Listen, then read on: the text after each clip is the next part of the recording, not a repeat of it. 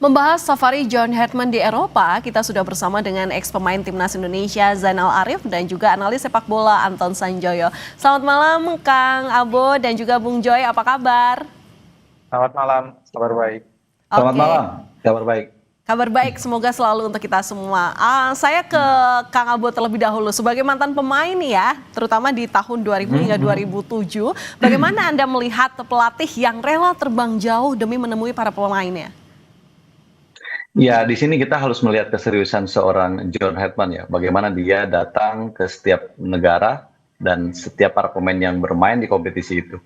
Hal tersebut memang saya juga baru melihat mungkin waktu zaman saya tidak sedetail ini.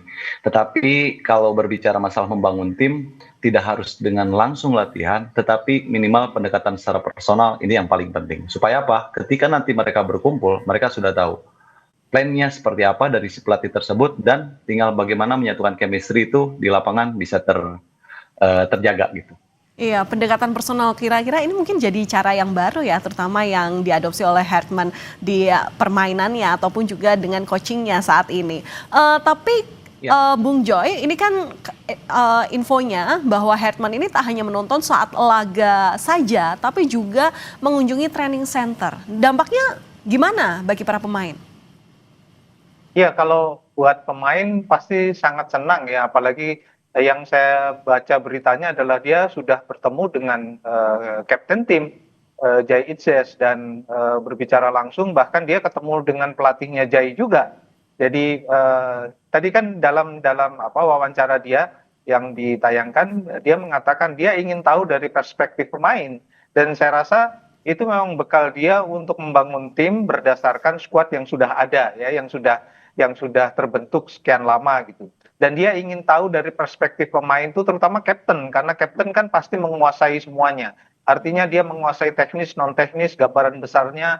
Jai pasti tahu apa yang terjadi pada tim, apa yang tidak disukai oleh tim, apa yang disukai tim, semua pasti digali oleh John Hartman. Dan ini bekal untuk dia membangun, karena kan 1 bulan ini kan waktu yang sangat pendek ya untuk membangun tim dengan chemistry yang baru, dengan pelatih yang baru.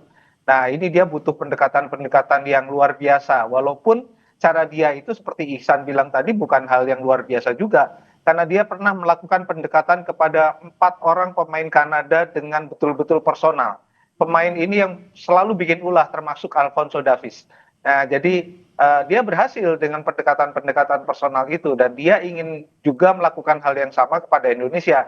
Karena bagaimanapun pemain-pemain, apalagi yang tampil di Eropa, karakternya tuh karakter yang sudah terbentuk di Eropa, karakter dialog, karakter yang agak sulit, karena memang pemain-pemain ini pemain yang luar biasa ya, biasanya karakternya agak susah gitu. Nah, ini kan dia perlu tahu awal-awal dengan berbicara panjang lebar dengan para pemain.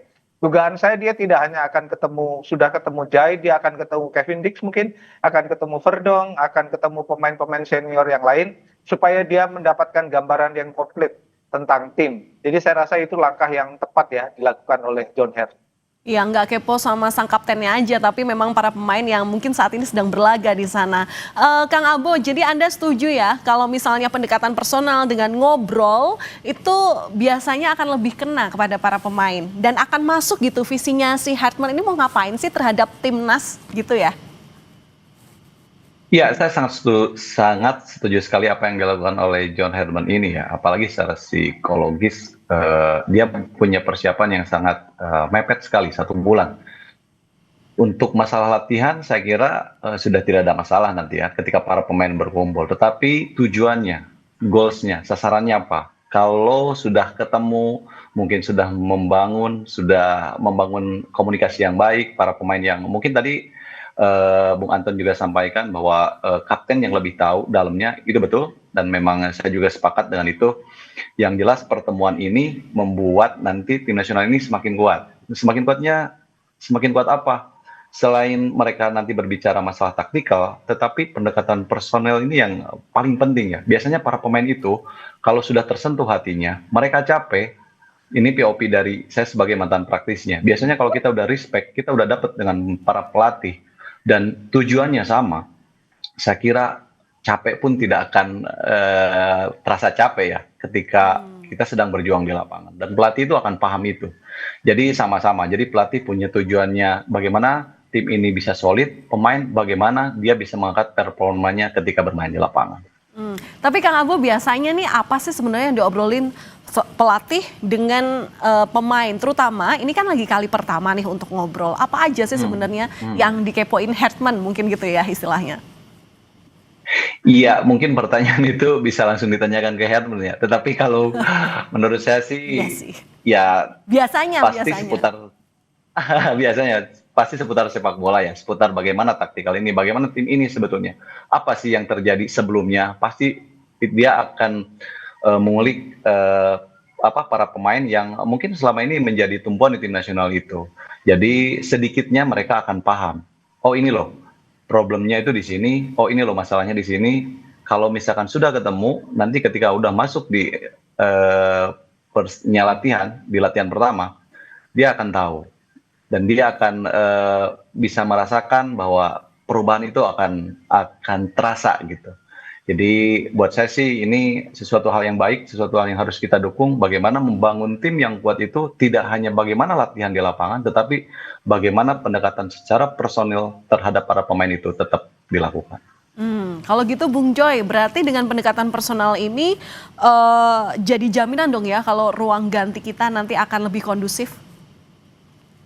Ya jaminan sih tidak, tapi paling tidak ada potensi positif yang sudah dia bangun kan.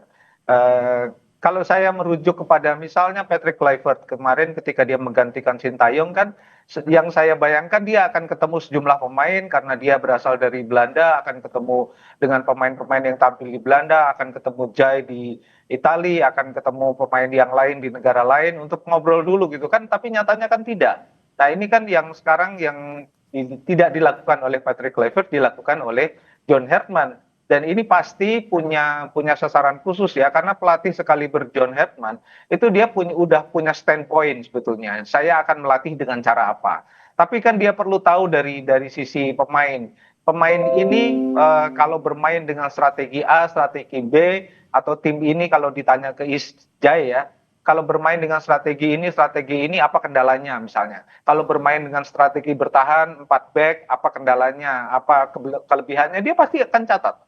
Nah ini kan yang modal penting ya bagi John Hartman untuk memula langkah-langkah baru dengan tim yang dia pegang baru juga.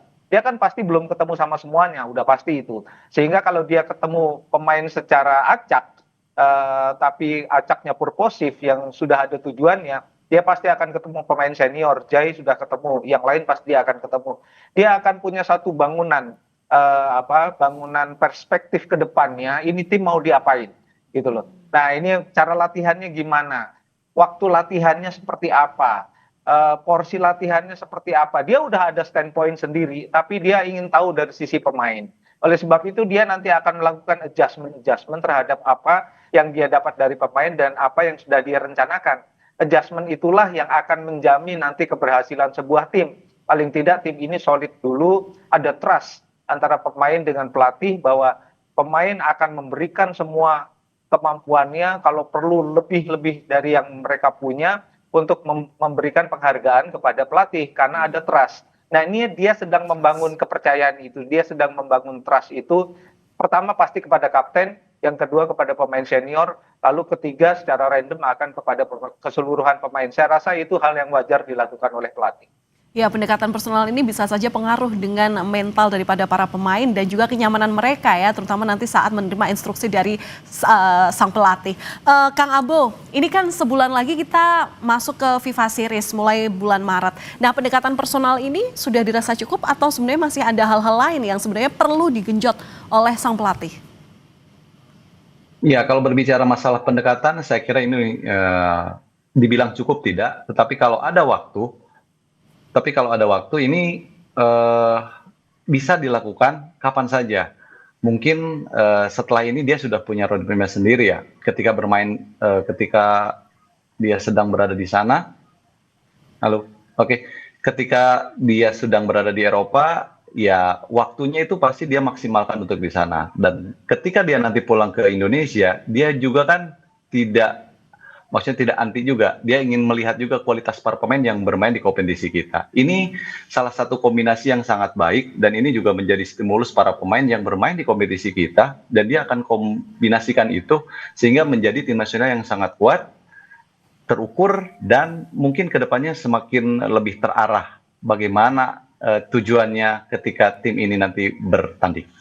Baik, terima kasih sudah berbagi pandangan Anda, mantan pemain timnas, Kang Abo, Zainal Arif, dan juga analisanya, Bung Joy. Terima kasih sudah berbagi analisanya di Kompas Malam Kompas TV. Salam sehat selalu dan salam olahraga.